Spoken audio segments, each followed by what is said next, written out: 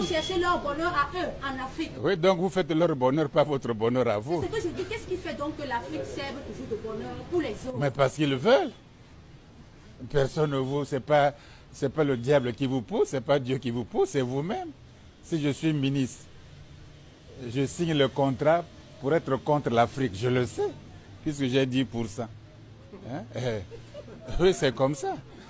Je suis ministre, j'ai le protocole, les voitures, les honneurs, les femmes, l'argent, tout ça. Et c'est moi qui vole encore le plus. Le paysan qui n'a rien, il ne vole pas. Bon, à qui la faute? Hein? Si vous n'aimez pas votre pays, bon, vous allez accuser. Il y a le patriotisme. Tu as déjà vu un ministre chinois, un chef d'état-major chinois avoir un hôtel, un commerce, une école, etc. Tu as déjà vu les ministres de Trump là, aux États-Unis? Ils sont 13 ministres sur un grand pays. Nous sommes au moins 30. Bon, tu as déjà vu un ministre d'état-major avec un hôtel, des voitures, des entreprises? En Chine, tu as déjà vu ça? Tu as déjà vu ça en France? Tu as déjà vu ça aux États-Unis? Dans le monde entier, ça n'existe pas. Sauf sur le continent africain. Là où les ministres, plus ils montent, plus c'est les affaires. Il ne va pas en prison. Plus c'est quels intérêts? Si moi j'ai une école primaire, je sers mon école primaire à moi. Et je sers moins l'école publique. Donc si je suis ministre de l'enseignement supérieur, de l'enseignement, j'ai une école primaire, je prends d'abord soin de mon école primaire, c'est mes intérêts. Mon intérêt privé, non l'intérêt général. Donc les Africains servent leurs intérêts à eux, personnels, ou claniques, ou familiaux, pas les intérêts de tout le monde. Ailleurs, on se bat pour les intérêts de tout le monde. C'est ça la différence.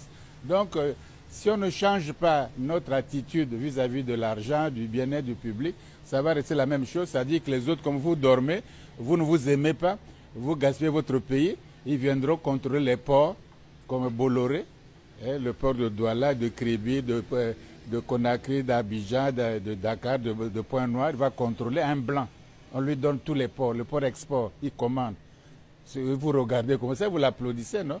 Les gens tuent au chemin de fer ici. On ne paye pas, il ne fait pas les deux. Il n'y a pas de procès, il n'y a rien. Les Camerounais peuvent mourir comme des chiens. Mais professeur, ça n'occupe pas. Panafricaine, telle que la Renaissance africaine, oui, mais pour une Afrique vraiment forte et debout. Mais ça, c'est le vœu. Quand même, ils disent non. Oh, mais ça, écoutez, quand tu es malade, tu veux être guéri, non? Bon, nous sommes malades. On est endettés, très endettés. C'est comme ça qu'on nous décrit, non? Bon, est-ce que toute la vie, on va rester endettés, très endettés? Vous payez les dettes.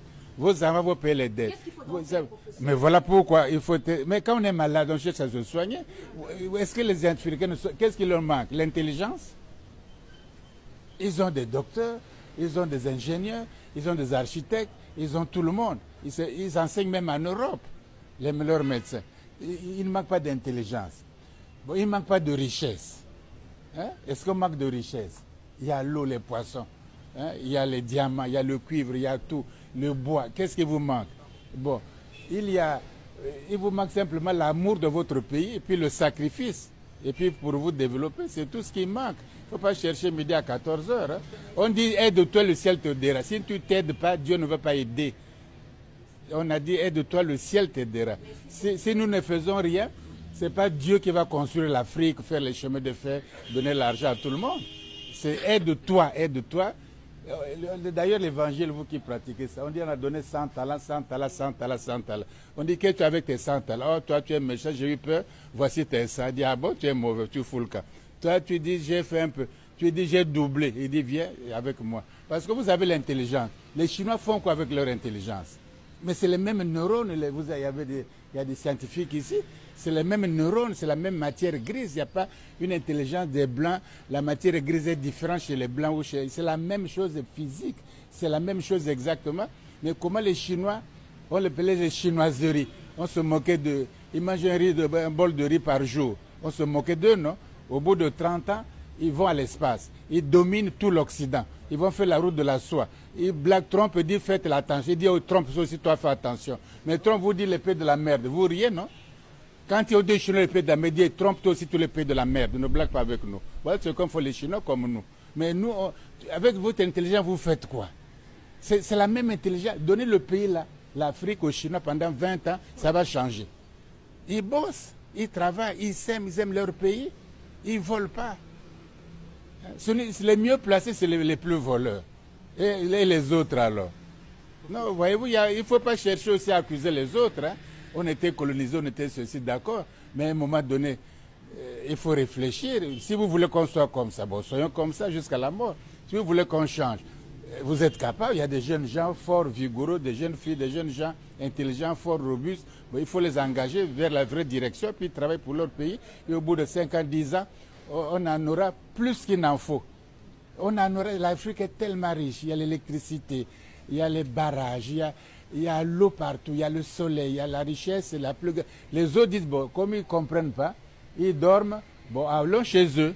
Et le voleur de celui qui a tous les ports là, Borlé là, hein, oui, il vient, il fait la madouille, il donne du champagne au chef d'État, une bouteille une caisse de champagne, mais ça fait quoi?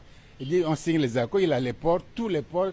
Tu as déjà vu même Trump va donner tous les ports américains à un individu.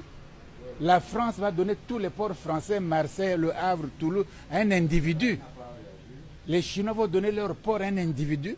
Nous donnons tous les ports à un petit blanc qui n'a même pas fait le lycée comme vous, Bolloré là. Il n'a pas fait le lycée. Quel lycée il a fait en France? C'est un homme d'affaires comme ça, il se débrouille comme ça. Il vient, il tue les gens au Cameroun ici. Il est en procès, il est parti en prison. Donc tuer un Camerounais, ça ne compte pas. L'État ne fait rien, la population ne fait rien, les partis politiques, même d'opposition, personne ne parle. Et Bolloré, c'est quoi, le chef de la terre, quoi. Mais chez eux, au Sahel, on tue un petit Français qui est un voyou là. Ils font les cérémonies aux invalides là-bas, non? Mais voilà la manière dont nous vivons aussi. Donc l'État ne défend même pas ses propres citoyens. L'État défend, même si c'est un citoyen qui est mauvais, dès qu'il est mort, l'État le défend. L'État le défend, mais chez nous, Bolloré peut tuer les gens tant qu'il veut au chemin de fer. Il n'est pas inquiété, il ne paye rien, les familles sont désemparées, ça ne le regarde pas, il n'y a même pas de procès, il n'y a rien du tout. Et il est content, il prend encore non seulement Douala, il prend encore le Kribi encore. Hein? Et Lomé, et tous les points, jusqu'à Dakar. Et tout le monde applaudit, tout le monde regarde, vous êtes comme ça. Mais enfin, mais c'est votre pays, Douala, c'est votre pays.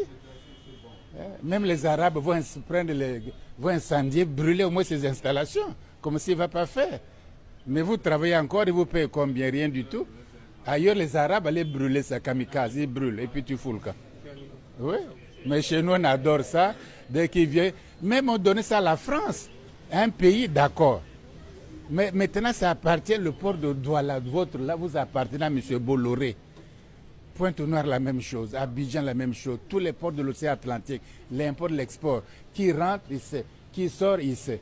Il commande le pays. Moi, je suis enseignant, je suis pédagogue, je suis universitaire. Qu'est-ce qu'on peut faire? Bon, j'ai dit, bon, créons une université du 21e siècle. Et tu convaincs un président de ton pays. Tu dis, voilà, voilà, voilà. Le président s'assoit très lent. Il va doucement, doucement. Pour le convaincre, pour faire ça, ça a mis un an. Il dit, c'est quoi? Ça veut dire quoi? C'est comment tu... La discussion, un an pour qu'il soit convaincu. J'ai fait tous les plans, moi-même. J'ai imaginé tout. Il n'était même pas convaincu. Il m'appelle dans son village, 10 jours. Il me loge, je nourris. On mange tous les midis à midi ensemble. Mais il dit, tes affaires là, c'est quoi? Parce qu'il ne s'engage pas comme ça. Maintenant, il a compris. Il faut faire un grand espace. C'est les universités des villages. Parce que nous, on étudie dans le système francophone. Hein, la Sorbonne, c'est des petits blocs comme ça là. Les universités américaines, c'est des villes entières. On se prend avec des trains, avec des voitures dedans. C'est des villes entières. Et chaque étudiant qui fait son doctorat dans une matière a une villa. Il a une villa. Surtout s'ils font chimie physique. Il a une villa. Et il est avec des domestiques. Il fait sa thèse, il finit. Bon, même 12 pages de thèse en chimie, ça va. L'industrie va prendre ça, l'armée va prendre ça. Toutes les universités, grandes universités américaines, sont liées au Pentagone, à la défense. Toutes, sans exception. Oui, toutes les grandes universités américaines. Il n'y a jamais de grève des professeurs, jamais de grève des élèves. Les bibliothèques sont fournies. Jusqu'au dimanche, il n'y a pas de jour férié. Du lundi au lundi, tout est ouvert à toute heure, 24 heures sur 24. Avec des machines à photocopier en pagaille, même en couleur, avec des sens. Et tu fais de la recherche, ils ont tous les prix Nobel. Donc, nous voilà au 21e siècle. Mais vous n'avez même pas de grande université. Si vous n'allez pas d'émergence, comment vous allez émerger? Vous ne maîtrisez pas l'électronique, l'informatique, les technologies modernes. Vous allez vous émerger comment? Donc, il faut avoir l'ambition de créer une nouvelle université grande, moderne, ultra moderne. Bon, même les gens ne comprennent pas ça à Brazzaville. Ils ne comprennent pas, c'est trop grand, c'est trop ceci, c'est trop sophistiqué, ils ne comprennent pas les Noirs. Bon, maintenant, ça va se faire, on fait un peu, mais les générations qui viendront vont peut-être agrandir. Mais je crois qu'il faut faire une grande université, au moins régionale. S'il n'y a pas d'université, on va tout perdre. Il n'y a pas d'hôpital, il n'y a pas d'université. Donc vous allez à l'étranger. Et puis vous revenez, même il n'y a pas de structure d'accueil. On peut se développer sans les savoirs maintenant modernes. Donc il faut acclimater les savoirs. Il y aura une faculté d'égyptologie là-bas? Non, il n'y a pas de faculté. L'égyptologie, c'est de l'histoire. C'est l'histoire ancienne, c'est tout. Comme l'histoire du Moyen-Âge, l'histoire de l'Antiquité, l'histoire moderne, l'histoire contemporaine. L'égyptologie est une partie de l'histoire. Donc si on s'intéresse à l'histoire ancienne, bon, vous allez faire ça. Et puis non seulement l'histoire de l'Afrique, il faut connaître l'histoire de l'Europe, parce que vous enseignez par vous-même l'histoire de l'Europe. Il faut connaître, parce que si vous faites l'histoire que l'Europe vous enseigne, vous ne comprenez pas. Si vous faites vous-même l'histoire de l'Europe, vous allez constater que l'Europe, l'Occident, c'est la région du monde la plus sanguinaire. Depuis Homère, les guerres de l'Iliade et l'Odyssée, vous avez étudié Homère, l'Iliade et l'Odyssée, c'est les guerres de Troie. Ensuite, vous avez Rome, Jules César, les légions romaines, c'est les guerres. Il a détruit la Gaule, etc. Même les Français, là que nous parlons, le français, ce n'est pas le français, ce n'est pas le gaulois, c'est du latin évolué. Bon. Après lui, le Moyen-Âge, des guerres qui ont duré 100 ans, les croisades, le sang en pagaille. Ensuite, vous avez les révolutions françaises, et Napoléon, qui a brûlé toute l'Europe jusqu'à Moscou. Napoléon, vous croyez que c'est fini? Première guerre mondiale. Vous croyez que c'est fini? Deuxième guerre mondiale. Hitler qui brûle les Juifs. La Shoah. Et les Juifs qui n'ont même pas brûlé pendant 2-3 ans, ils font toute année des Juifs, nous avons l'Holocauste. Vous qui avez été esclave pendant des siècles, vous vous en foutez même. Vous n'avez même pas l'esclavage. Oui, oui. La souffrance ne vous dit rien. Pas de minute de silence. Oui, oui. La souffrance ne vous dit rien. Tu peux boxer noir, il pleure, il s'essuie, il est blessé, il s'en va, demi t'applaudit encore. Oui, ben. Eh ben, je ne sais pas, mais c'est toi, tu es noir, tu dois savoir. Non, on n'est pas maudit. On n'est pas maudit, on n'est pas maudit. Non, il n'y a pas de première, il n'y a pas de dernière race. C'est une affaire de conscience des intérêts. Parce qu'aujourd'hui, nous servons les intérêts européens occidentaux. On leur donne des ports, on leur donne des contrats, on leur donne tout. Ils viennent, ils sont rois ici chez nous. Tu ne peux pas faire les Chinois, ils sont conscients de leurs intérêts. Trump, il dit que c'est le pays de la merde. C'est pas vous qui applaudissez. Et l'autre là. Et Sarkozy a dit quoi? Vous n'êtes pas dans l'histoire, non? Oui. Bon, qui a parlé? Quel est le chef d'État qui a dit non, ne dites pas ça, M. Sarkozy? Bon, quel est le parti politique d'opposition ou au pouvoir qui a dit Sarkozy, c'est faux ce que tu as dit? Il a dit, et Macron dit qu'il va parler à la jeunesse africaine. Il a dit ça, non? À Ouagadougou. Hein? Bon, il a parlé à la jeunesse européenne. Il a parlé à la jeunesse chinoise. Il a parlé à la jeunesse portugaise. Il a parlé à la jeunesse française. Et il vient parler à la jeunesse africaine à Ouagadougou. Tous les Africains sont comme ça. Mettez-vous à genoux, je vais vous bénir. Hein? C'est pas possible. Mais pourquoi Macron, un jeune de 49 ans, ne parle pas à la jeunesse française ou à la jeunesse européenne? Pourquoi il ne parle pas? S'il veut parler à la jeunesse, qu'il s'apprête à la jeunesse française ou au gilet blanc, le jaune là. Et il vient Ouagadougou parler à toute la jeunesse africaine. C'est lui qui, de quel droit, de quelle légitimité là, est-il compétent pour en parler? A-t-il l'autorité d'en parler? Si quelqu'un vous parle de l'Afrique, il faut demander, nous voulons vous écouter, monsieur. Avez-vous la légitimité de nous parler? Avez-vous la compétence de nous parler? Avez-vous l'autorité de nous parler? Il faut réunir ces 3 critères. Si vous n'avez pas ces 3 critères, il va dire que vous êtes sous tiers-monde et vous applaudissez. Et vous êtes de développement durable, comme s'il y avait un développement éphémère. Allez vers. Bon, développement, émergence. Bon, comment on sera qu'on est sous l'eau, mais on va émerger comment? Quelle sera la couleur du soleil en ce moment? On n'en sait trop rien. Bon, donc, parce qu'il parle sans légitimité. Exiger la légitimité. Tu as la compétence, oui, nous t'écoutons. Tu n'as pas la compétence, on ne va pas faire du bruit ici. Macron n'a ni légitimité, ni compétence, ni autorité d'en parler. Vous l'avez écouté à Ouagadougou. Vous avez retenu quoi? Qu'est-ce qu'il a dit à Ouagadougou? Rien de bon. Moi, la question qui me préoccupe le plus pour les questions africaines, c'est comment est-ce qu'on doit faire quant aux relations apparemment très étroites qu'il existe entre les acteurs politiques majeurs de l'Occident et ceux qui nous dirigent. Mais comment est-ce qu'on va faire? Parce que pour moi, ça, c'est une impasse. Et tu es grand, tu peux analyser. Tu as tous les outils intellectuels. Tu parles si bien français, si logiquement. Et rien ne te manque d'analyser. Les Noirs, en gros, en fait, je peux me tromper. Moi, je constate que eux, ils croient qu'il n'y a pas de logique dans l'histoire. Les Blancs croient à la logique de l'histoire. Il y a une logique dans l'histoire. Si tu ne fais pas tout à fait ça, tant pis pour toi. Ils suivent certaines logiques. Mais nous, il pleut, bon, tant pis. Il ne pleut pas, tant pis. Mais ce n'est pas tant pis. Il y a une logique. Parce que si vous loupez ça, on a loupé l'industrie. On nous appelait les pays non industrialisés, non? Ils ont pollué. Et qu'est-ce qu'il faut aujourd'hui?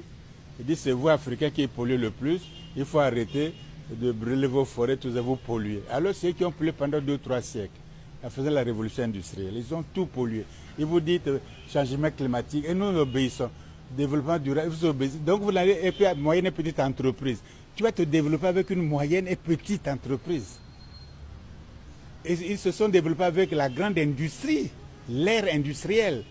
Et on vous dit, vous, des ministères des ministères des moyennes et petites entreprises. Et tu ne peux même pas faire le chocolat. Tu peux même faire du jus. C'est des moyennes et petites entreprises. Trump, tu as déjà vu Trump parler des petites et de la grande industrie américaine, la grande acier, les Chinois. Mais vous parlez de moyennes. On met dans nos têtes, là, comme il y a le vide réflexif, on crée des concepts, on met ça dans notre tête. Nous ne pensons plus en nos langues aussi en même temps. Nous ne pensons plus ni n'écrivons en nos langues. Donc, de toute façon, c'est de prêt à penser que nous employons puisque les concepts. Mais tu peux créer tes concepts de la Renaissance africaine. Trump ne peut pas parler de ça, Macron ne peut pas parler de Renaissance africaine. Tu peux parler de ça, l'unité africaine, la solidarité africaine, etc. Il y a des concepts qu'il faut créer, la solidarité africaine, etc.